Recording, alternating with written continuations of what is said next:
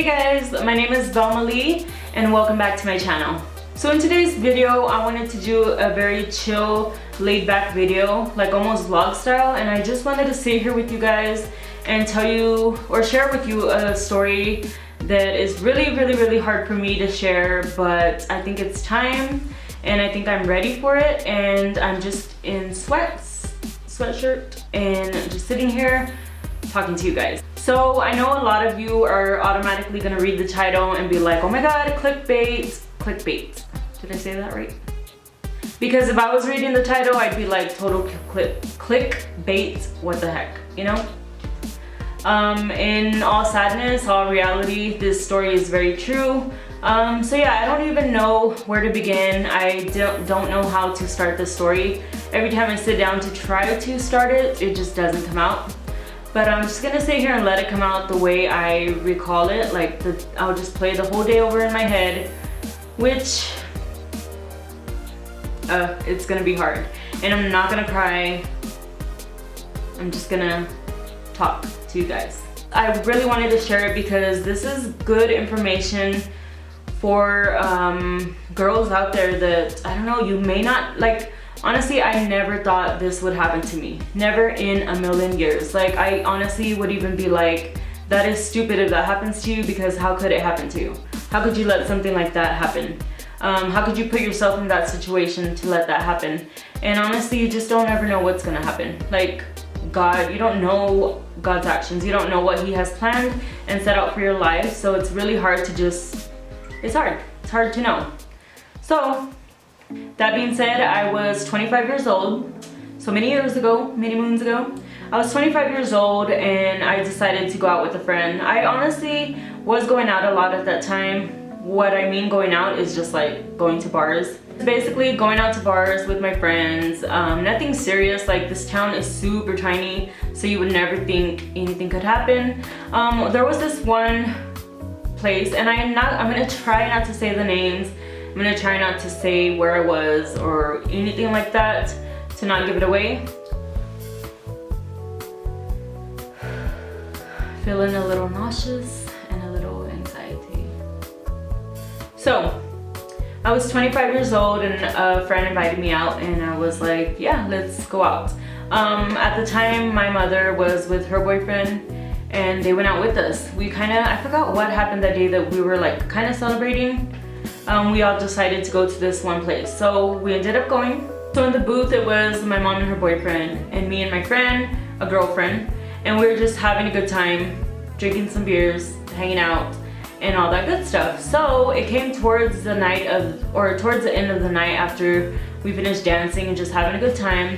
My mother and her boyfriend decided to go home. So I was like, I'll just stay with my friend. We'll keep on dancing because, you know, once you're dancing, you just want to keep dancing.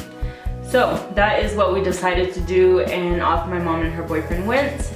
And this is how I remember it. We were just dancing and obviously people were asking to dance. I don't know why when this one person asked me to dance, the first thing he said was like, here, let me hold your beer for you. Like, let me put your beer.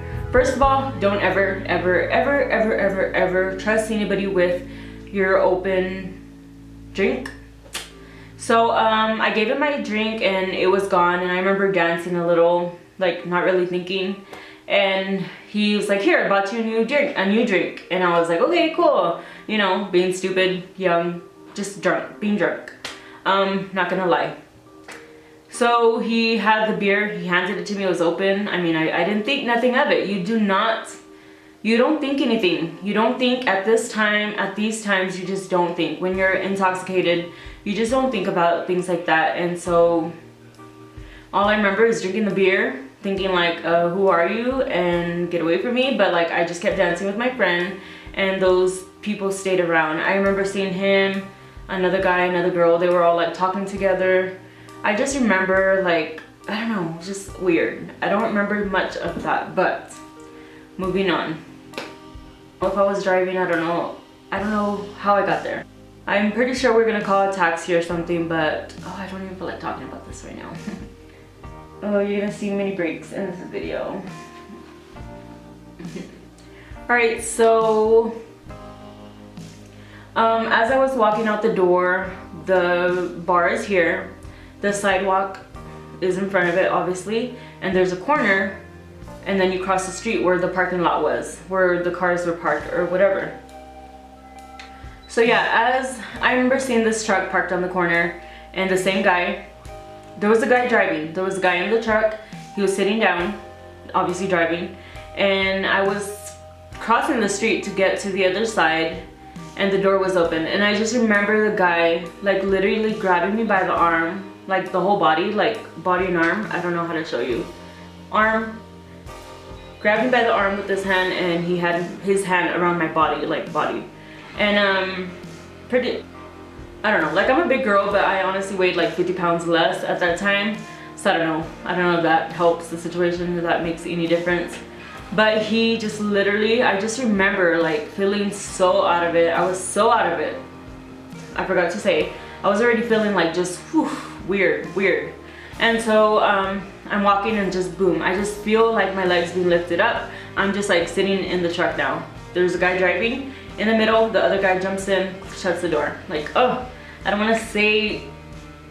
want to relive this, but let's just get it over with. I'm sitting there and like, yeah, all I'm hearing them say is like, yeah, we're gonna take you home. Like, don't worry, I'll take you home. And I was like, no, like my friend. And like, I remember trying like to get out, but I was just so weak. I felt so tired, so like out of it, just completely out of it, guys.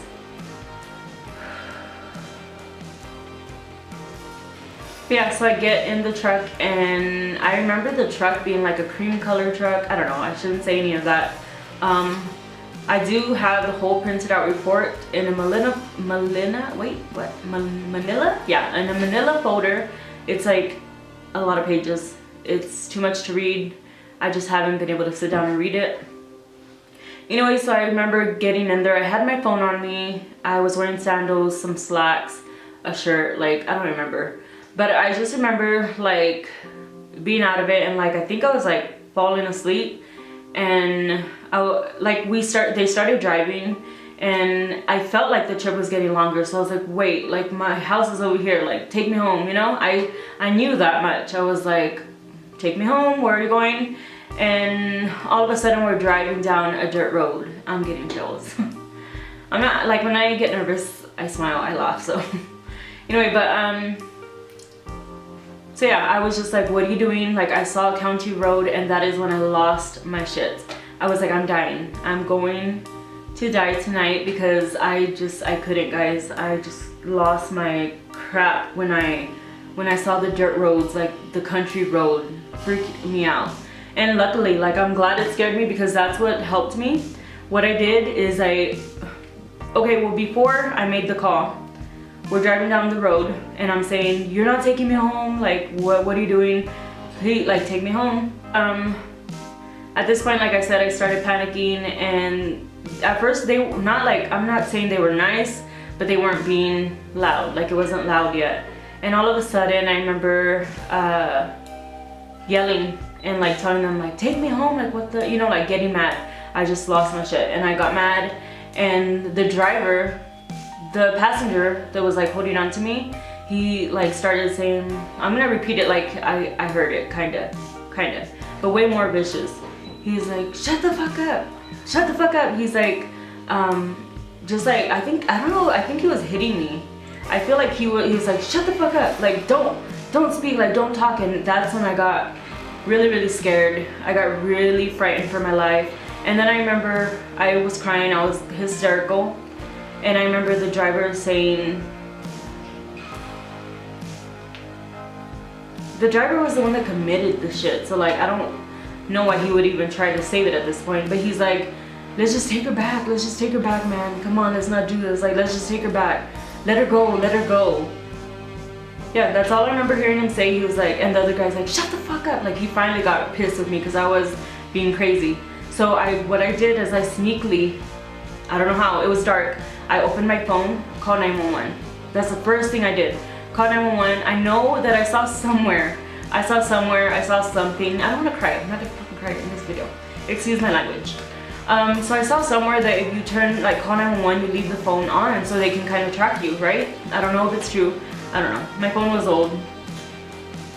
So I remember this is like the only sad part, like out of everything. I remember having my phone on and I was telling them, like pleading for my life. At this point, all I saw was county roads and I'm like, they're gonna kill me and leave me on the side of the road. Like I don't know what's gonna happen. I seriously thought they were gonna kill me. And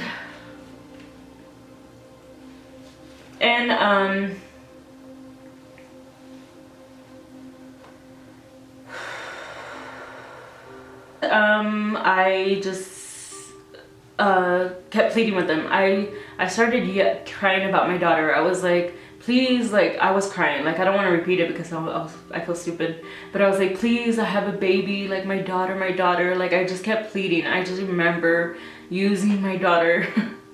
Not using, but you know, I was just pleading. I was like, please, like I don't want to die. I don't want to die. I kept saying that I didn't want to die and that I just wanted my daughter. That she needed me. Fuck. This.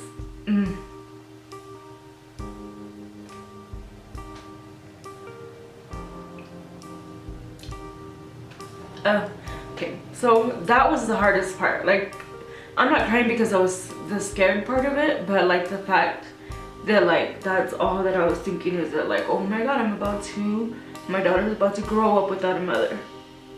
That's exactly what hurts, you know? Almost mad at myself for putting myself in that situation. Like, oh my god, my daughter is gonna grow up without a mother. That's what I was thinking, guys. So anyways, I think that's around the time the driver was like, just let her go, man, let her go. And I remember the cops could hear that. Like, I mean, I'm pretty sure, I don't know. I called 911. I think if I get the records right now, I'm pretty sure it said I made a phone call. The bar closed at 2 or 1 or something like that. I made a call like at 1 something, maybe 2 something, like right after the bar or right before the bar ended. I made a phone call and they recorded it, and I think that's how they tried looking for me. I don't know, I don't remember. But anyway, I made that phone call at 1 in the morning or so. I'll just say 1, and they did not find me till 8 in the morning that same morning. Just giving you a little, you know, to where you can see the time frame. So yeah, so anyway, luckily, not luckily, but I remember getting to a house, a mobile home. And I remember getting there and just thinking like, wow, I have a chance here. So like I stopped crying, I stopped fighting. Basically I was tired. I felt, obviously I was drugged. I'll get into that later. I was drugged, so I felt all the symptoms, you know? Like I don't even know how I stayed awake. I fought it. Like, you know when you're just so sleepy that you fight it? I somehow fought it, and I remember catching myself like just randomly nod off. But anyway, so we get to this place, and when I get out I was going into a house, and that guy that was driving disappeared. He was in a room.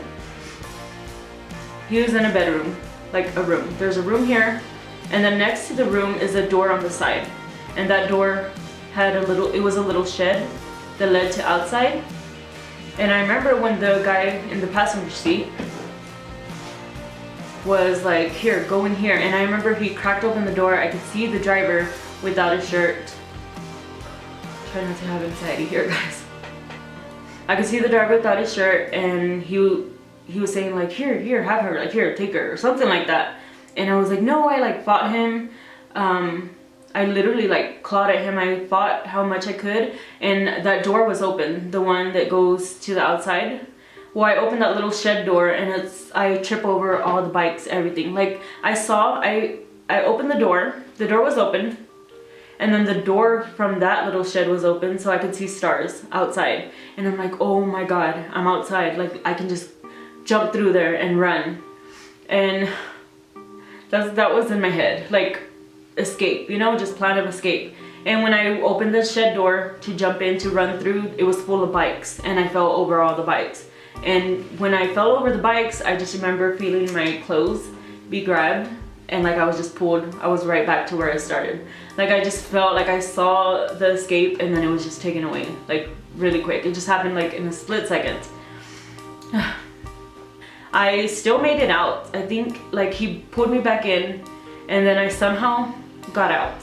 Somehow I got out, and I started running, guys. And I started running, and we're in a highway.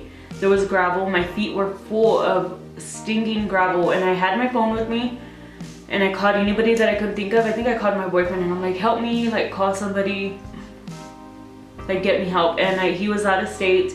He called. He's the one that made the 911 call. So if you're out there watching, thank you. You know, it's been a long time. I don't want to go there. While I was going through this, he was making phone calls to detectives or whatever, because they were looking for me, and so they kind of put together kind of where I was at. But anyway, so I'm running through gravel on a highway, and I'm like, there's like no end. Like there was, nobody would stop. Like I was just barefoot, guys. I was barefoot. I don't know where I lost my shoes. I was barefoot running through the gravel, and I remember it hurting so bad. Like I was crying, and a girl just shows up because I didn't get far. She's like, come on, I'll take you home. And I was like, oh my God, who? I don't know who you are, but I'm going with you. And so this girl was the passenger's guy's girlfriend. So she was part of this whole thing. So she like lured me into her car, which her boyfriend was in, and he pulls me right out, pulls me right back into the house. So it just was like a vicious circle of just, I don't even know, guys. I can't. I don't want to put my mind too far into it, because then I just get anxiety, and I just don't. So we go back in the house. He throws me into the room, and I'm with the guy. And I remember knowing that I was gonna pass out. I was like, I know I'm gonna pass out. Something's wrong here. I don't feel good. I'm gonna pass out. Guys, like my instinct was like hold my phone close to my heart. I don't know how they did not take my phone away from me at this time. Anyway, when I was getting out the car, I forgot to mention the one guy, the passenger guy. I'll just call him passenger guy. He's like, yeah, we're gonna take you home. Listen to my girlfriend. Like, don't worry. Come inside. We'll take you home right now. We're gonna get the keys. And like, I kept fighting with him, and I was like, no, you're fucking not. Like, you're not taking me home, you asshole, you liar. Like, I started fighting with him. I got really like violent, and he's laughing the whole time, staring. He's sitting there staring at me like, ah. He's like, get your ass inside. Like, literally, guys, like, I feel like I saw the devil. Like, he was laughing at me, and he's just like, are you done? Get inside. Like, just gives me the creeps, but that's what happened. Anyway, I got in that room. I remember a little bit of it. I passed out. My first instinct was hide your phone, hide your phone. I shoved my phone under the mattress. Like, I was like, if I somehow wake up in the morning, I can get my phone and call for help. Put my phone there, and like this guy, like, stuff happened. You know, obviously we'll just skip that part. But I remember just waking up out of nowhere. Just waking up, it's 8 in the morning. I can see the guys getting ready. I snuck through to the door, and I was thinking, how am I gonna get out of here? Like, what is your plan of escape? I opened the door, and there's like a lot of guys dressed in soccer uniforms, like a whole soccer team, getting ready. And it's like if I'm invisible, you know, like, I don't know, it was odd. I go back into that room, I get on my phone, and I think I text my sister, and I'm like, sister, I don't remember what I said. It's on the report, but I don't know. I described where I was at. I was like, please come get me, I'm here. She's like, oh my God, we're looking for you, something. I don't know. And anyway, my mom is the one, God, you know, rest in peace. She's the one who found me, guys. Like, this sounds not big, but I kind of described where I was at, but I really had no idea where I was at because it was dark. My mom literally, like, I'll tell you what happened on that side, because I'll just pause it where I'm in the room trying to text, trying to call, trying to be quiet, because at this point I was just scared. I was like, what's gonna happen? And yeah, so I just tried to stay calm. He came back into the room, and the first thing he was like, he was getting ready, like he had just showered. He's like, you're gonna be you're my girlfriend now, and something. Like, I don't remember what he said, but I was just trying to just like play along with it. I'm like, okay, let me just get out of here. So I knew I was calling for help, and I guess they had been looking for me. And my mom saying when she got there that her boyfriend was questioning the guy, like, have you seen this girl? This girl went missing, like, do you know, where have you been? And the guy was like, no, this is the passenger seat, the mean guy. The whole time he's telling him he had no idea. This is the guy next to a car. The cop's questioning him, my mom's boyfriend's questioning him, and my mom and sister were sitting in the car. Do you guys get that visual? there's the door of the trailer.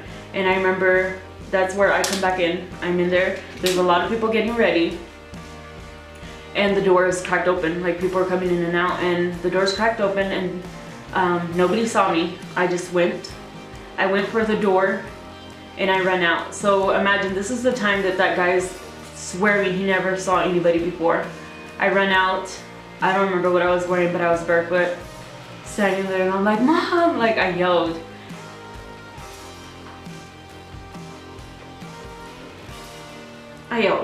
This was Father's Day. I didn't think I was gonna cry. And my mom's boyfriend, I just remember seeing him tackle the guy.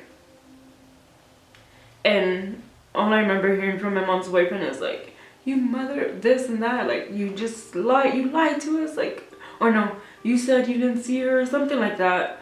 And the cop too, I saw the cop tackling him, and he's like, you effing something, like, you lied to me this whole time. Like the cop's yelling at him, and I see a car with a detective like parked on this side, and I just ran to my mom. I ran to my mom, my sister, I hugged them, they hugged me, we just, whoa, I have not cried about this ever. I don't think I relived it, you know? And we cried, and they're like, it's okay, like you're safe, and oh shit.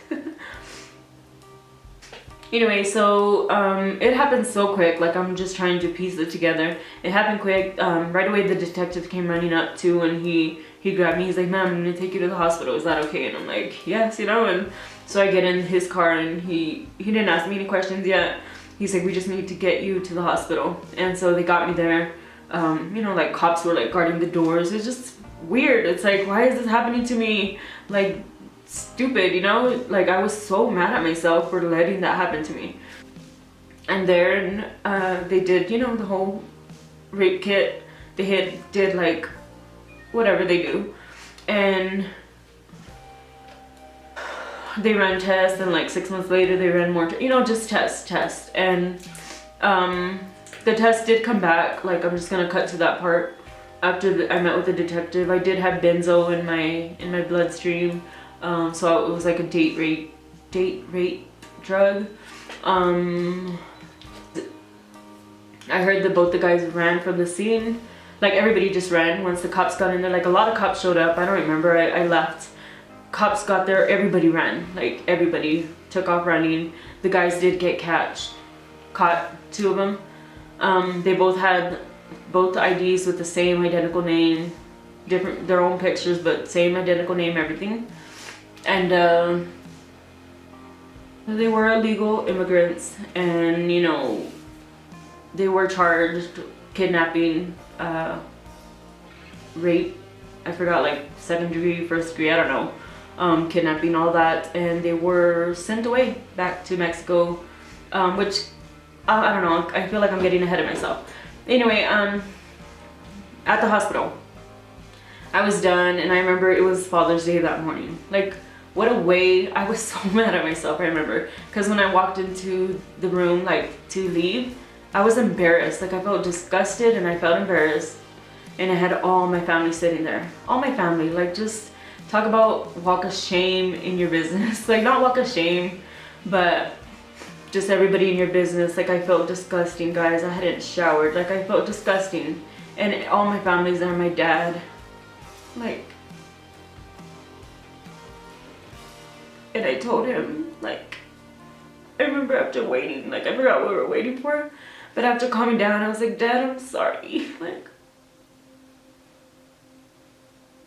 Like I look at him and I'm like, worst Father's Day ever, huh? And his response was like, no, it's the best Father's Day ever, because you're alive, you know? Oh, fuck, I don't want to cry. And I mean, I don't just credit my dad. I'll love him forever, but also my mom's boyfriend. Like, I consider him a stepdad. Like, even though I don't tell him, like, I thank him so much because he looked for me, you know? He like spent the whole day looking for me.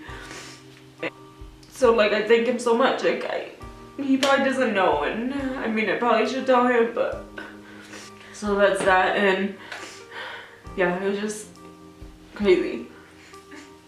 So from that night, I never drank again. I never, ever drank again. I do drink occasionally now. I mean, but I guess I don't know what else to add. After the detective came to my house, like I had many counseling meetings. I had just things, you know, they were obviously going to trial and all that. And he told me that they got word, because he would keep me informed of like what was going on. And he told me, he's like, those guys, they do this before. They work as a team with the girlfriend, with everything. They work as a team. They've done it before. They do this. He said if you would have been there 15 minutes more, 10 minutes more. He's like, if you would have been there 10 more minutes, they were out to get a certain gun to kill you with. Like they were just gonna hide the evidence. And 10 more minutes. He's like, that's all you would have had. It's like they were looking or getting a gun. They had it, they were getting it. And so, I mean, I thank God, obviously, like I'm still alive.